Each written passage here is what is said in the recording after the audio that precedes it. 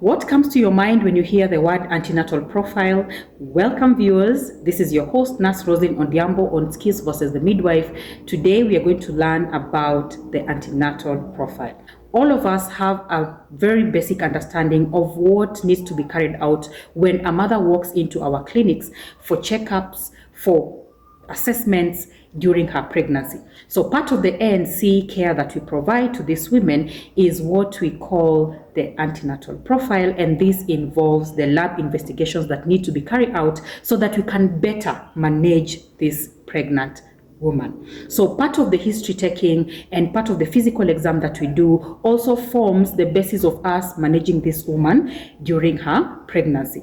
And initially when she comes in at the triage section, of course, we need to do some baseline measurements. That includes blood pressure. We know very well that blood pressure will be able to give us information that pertain to whether this woman is developing hypertension or if she's already hypertensive, because we'll need to manage that so that the pregnancy can grow without any problems. So BP is very important. Then we also take others like respiration. We also have pulse and also temperature. If at all there's any infection, then we realize that the temperature is actually elevated. So those are the baseline measurements. Now let's come down to what we need to do in the ANC profile. So there are various investigations that we carry out, and these include the following. Number one, we need to do the hemoglobin level test. So when we are taking the HB levels, therefore it will be able to tell us whether this client is actually anemic or not. Now, just to remind ourselves that pregnancy in itself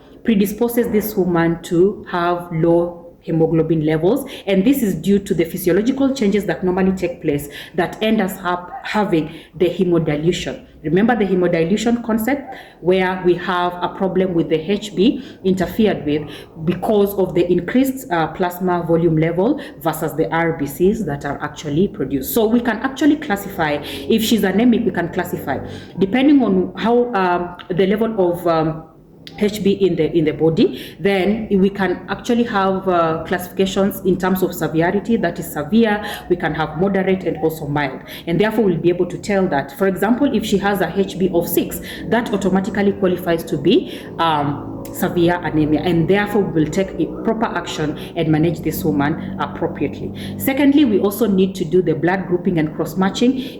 We need to know the blood group in case you know we are thinking ahead where this woman is also going to deliver. In case she will need any blood transfusions in the future, then we will have been equipped with that information and be able to identify a donor very fast, or if she has one, then we can take action as fast as we are able to. Aside from that, knowing the blood group, we also need to understand what is her rhesus factor. So rhesus factor is connected to this condition we commonly call the rhesus incompatibility. Women who have rhesus incompatibility normally have a negative rhesus factor, and that means therefore this condition can trigger formation of antibodies in the maternal system if the mother, for example, is rhesus, maybe her blood group is A, so if she's A negative and the baby is positive, then what happens is sensitization that occurs whereby there's formation of antibodies in the maternal system against the rhesus positive of the baby. The first pregnancy will be fine, okay? This is the stage where we just have the sensitization taking place. And in cases where we have events that trigger that, like placental abruption, like premature rupture of membranes, we can also have other cases like when we talk about miscarriages. So all these can trigger the sensitization to actually occur. Now, let's move on. We also need to take another lab test, that is urinalysis. Urinalysis is key to give us information if, for example, there are any abnormal findings in the urine, to include ketones, to also include protein. We can also have glucose in urine. We can also have cells. Yeah. So once we are able to get, what actually is in this urine, then we can diagnose. For example, if there's glucose in urine, then we can think of conditions like diabetes mellitus. If we have protein in urine, we can think of conditions like preeclampsia, eclampsias, and any other hypertensive disorders, or even kidney conditions and heart conditions. And for example, if we also have pus cells and many others, we can easily diagnose from what actually finding we are getting from the urinalysis. Then we also need to do TB screening. We don't have to take this woman for tests like the sputum test. No, we just need to screen depending on if she's presenting with any symptoms of tuberculosis. So just ask questions that pertain to whether or not she could be having TB. Next, we'll also do the random blood sugar. Okay, and here we want to see or test if the glucose levels are actually at normal levels, so that we can be able to advise to this woman appropriately and stabilize her condition. Then we also have blood slide that is done for malaria parasites.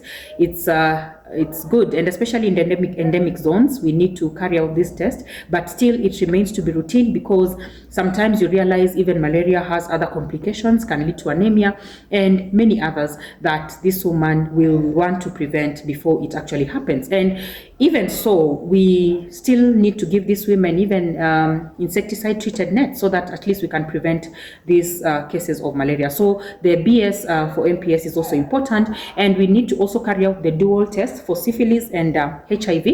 If this woman tests positive for syphilis, then she's put on medication immediately, and if she tests positive for HIV, we need to put her on ARV treatment immediately. Now, for HIV, we need to carry the test initially in the first trimester and at the end of the pregnancy, that is in the third trimester. So she needs to be tested at least twice during her pregnancy, so that we can be able to still manage her appropriately. And remember now, if the infant is exposed, then we need to take other measures to make sure that the baby, once it is born, then it will also be put on some medication. If she tests positive, then we put her immediately on the ARV medication.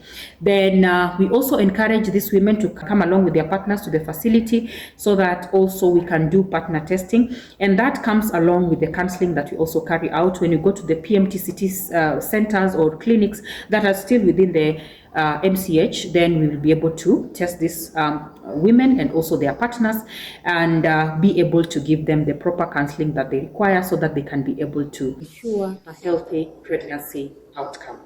Otherwise, I believe we've grasped something for today, and all the women must be tested, so that they can be able to understand that the health of their growing babies and even them is important, and that can only be ascertained when we are able to carry out adequate assessments and also examination, and also these lab investigations, so that we can be able to have a proper base and a proper grounding to give them the information they require to take care of themselves.